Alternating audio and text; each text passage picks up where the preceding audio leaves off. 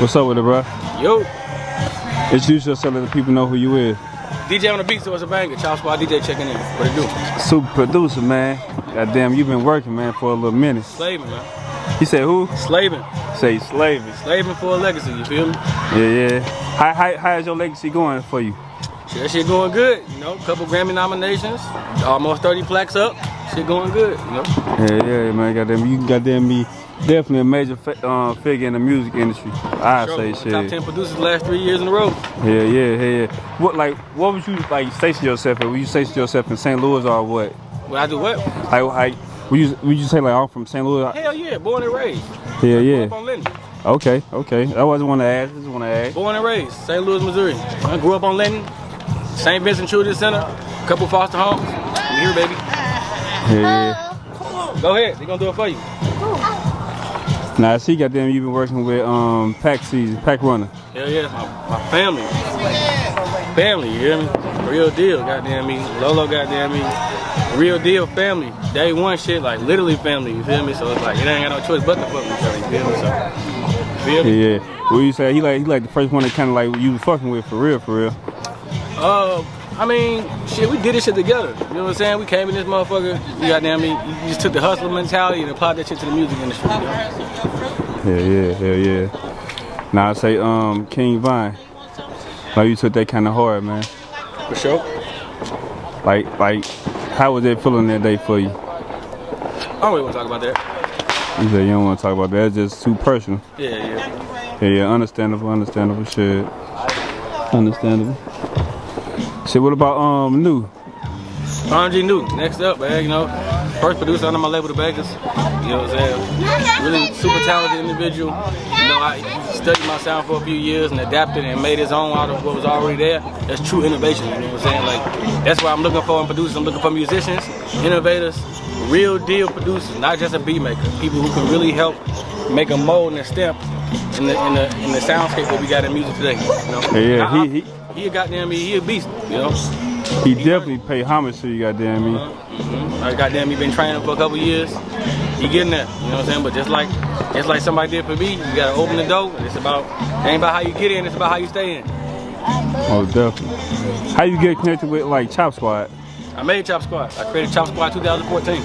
Okay, so you the original ChopSquad? No, so basically in 2011, I started going to Chicago. I went to college in Chicago in 2012. I had this little mentor, this African dude named Benjamin Funkman. He introduced me to Young Chop, Chief Keef, Durk, Reese, Fredo, Trey Savage, a whole lot of motherfuckers. You know what I'm saying? It's like we kind of just all grew together, and then when it came down time for the records to actually get placed and the label to do their business, we all kind of clicked up and created our own little shit. You know what I'm saying? I was Young Chop ghost producer for like a good 3 years, and then in 2014 I created ChopSquad, and then you know we here now. I ain't never know that, man. Yeah. From my perspective, I thought like ChopSquad, you know, the one, you know, the big Young Chop. Yeah, Young Chop. I thought he was the original one. You know, I thought it was like based Chicago based. Shit, no. I guess it was started in a sense. It did start in Chicago. He goddamn me. We've been parties like this for goddamn me on since 2012. You feel me? So it's like I was really his ghost producer, and I took that into building my own relationship. While he was focusing on Chief Keef, I focused on Lil Durk. I built Durk's sound up. How we got? Hey, I'll say, when was the last time you talked to Chop? I talked to Young Chop a couple days ago. I just checked in on him, just see what he on. You know what I'm saying? He just put out his own little project. He maneuvering as a rapper right now, as an artist himself. You know what I'm saying? Hopefully, he decided to start making beats again. You know, I'm all for it. You know, he's a legend in the game. We made drill together, so you know what I'm saying? Like, drill wouldn't be a thing without our presence. You know what I'm saying? So, hopefully, you know, he's changed his focus back over to production. Whatever he does, you know, so I'm right here for him. You know what I'm saying? I say, goddamn, like recently, he like a couple of years ago, he was going through some shit, goddamn me. Let's say, like, goddamn me, kind of going through some mental shit, I would say, in a sense. How you reach out to him during that time? Yeah, I talked to Chop. Every goddamn other day. You know what I'm saying? It used to be like every day, but you know, I move around a lot now, so it's like every other day. And then even during that time, I was talking to him, trying to help him and shit. But you know, everybody got their ups and downs. You know what I'm saying? So it's like mental health is just as important as our physical health. You know what I'm saying? So I advise everybody to have instead of just a physical checkup, do a mental checkup. Ask yourself, is you okay? You know what I'm saying? And do what you need to do to address the issue that you got within yourself to be able to move on as a person. You know what I'm saying? So, you know. How you keep yourself focused mentally? I mean, I got a goal, and my goal is really to just create a legacy through my music. And it's like I'm steady. It's kind of like I'm reminded mentally, emotionally, and especially spiritually to keep my journey going, because I'm doing it for not just myself. I got siblings. You know what I'm saying? I don't got no kids myself, but I raise my siblings like they is my kids. So it's like, you know, I focus on family, and family keep me based and centered to always keep me going and doing this, because, you know, anytime you decide like, man, I don't want to do this no more or something, I always remember that like I'm not doing it for myself. You know what I'm saying? Yeah. I don't know if you seen it or not, but I made like a little like a little list, like make a hit. Like spend $10, make a hit. Like I put like certain artists on there and like certain producers. I put you like a $5 producer. Most people, they was kind of like, goddamn me, they had their own opinion about it. Goddamn me, I don't know if you seen it or not, but like, how do you feel about like lists and shit like that, like top rappers and top producers and shit like that? Shit. I'm happy about that shit. I'm almost always on the top producer list. So, yeah. It was St. Louis based, so I definitely had to put you on there. For sure. Yeah. Goddamn me, I want to see more producers and more artists excel in the industry in St. Louis. You know what I'm saying? It's just about them taking it serious and really putting their all into it. And by they all, it's like in the generation that we live in, people don't sacrifice their social life, and because of that, their business and private life often gets, you know what I'm saying, affected. But when in doing this as an actual profession, as a career, you're gonna have to put your all into it, sacrifice your social life, and be able to maneuver around it. You know what I'm saying? You're gonna have to put that second and put this work and put the progression of your craft first. You know what I'm saying? So that's just, you know. But at the same time, it's like I know there's so much talent in my city, but it's like I know there's so many GOATs. It's up to them as an individual to show other people that they're GOATs. You know what I'm saying? And it's like it take a lot to get attention, but attention comes from you progression. You know what I'm saying? Progression in the individual automatically draws attention. So it's like worry about bettering yourself, spend every day learning something new, learning every day to implement that in whatever craft you're doing, whether it's photography, videography, graphic design, web-based design, music, computing, financial literacy, anything, whatever it is. You know what I'm saying? Learn something new in that field every day and learn how to implement it in your everyday. Like overall, how do you feel about like the St. Louis music scene? I feel like it's a lot of people here that got talent, but that's what I'm saying. It's gonna take them to show other people that they go. Cause I know a lot of goats that's around here. Gang. I know a lot of goats. I know a lot of goats to this motherfucker, you know?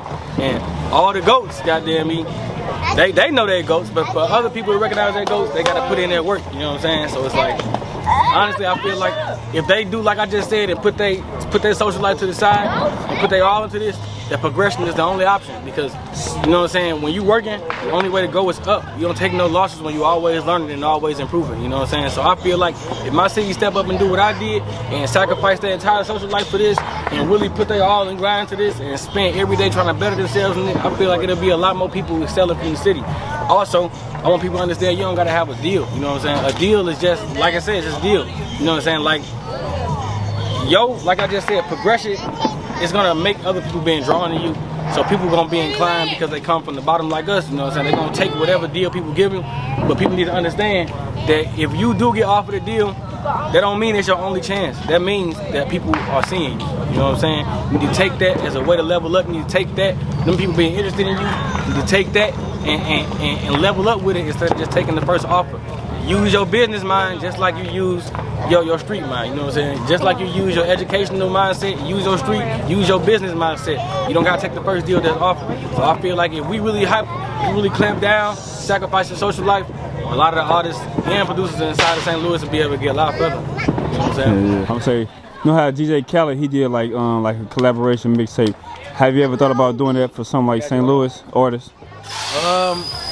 Personally, I haven't, but I understand the concept. I'm just looking for more artists to have more diversity. To me, a lot of the artists sound the same because they're influenced by, you know what I'm saying, whatever they listen to every day. But I feel like in order for St. Louis as a city to kind of develop more of its own, a more current, modern sound like we used to have back in the day, I feel like it's gonna have to have a little bit more diversity. You know what I'm saying? Like being influenced by something that's good, but I feel like at the same time, originality and individualism is kind of the focus.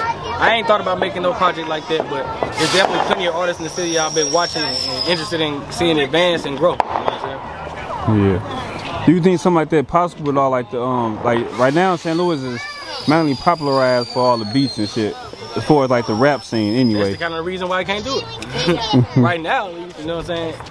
A lot of the top artists that's in the city, they beefing. You know what I'm saying? So it's gonna be hard to do that. It's gonna be hard to come together when you can't sit in the same room with somebody. You know what I'm saying? Exactly. If we can overcome the other shit, if we can overcome all the bickering and side petty stuff, we can come together and really excel and grow as one. You know what I'm saying?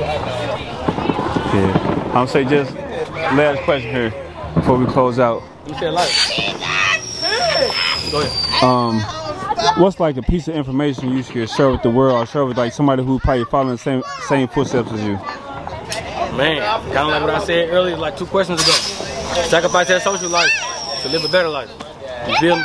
Sacrifice going out to the club, sacrifice going to link up with that girl or that dude, sacrifice always trying to going out and having fun, and put that same effort into working and bettering your career, bettering whatever profession you in, whatever field of work you work in. Use that and better yourself. You know what I'm saying? You don't have to always go out and follow the latest trend, or always go to the club or the latest concert. Just stay home and work, or stay at your workplace and work. Sacrifice your social life to live a better life. Yeah. Let people know where they can find you on social media. ChopSquad DJ, everything. Every social media platform, ChopSquad DJ. Verified on everything. Just go check out all the profiles. Instagram, Twitter, goddamn me, TikTok, goddamn me, goddamn Facebook, all that. ChopSquad DJ. Let's get it.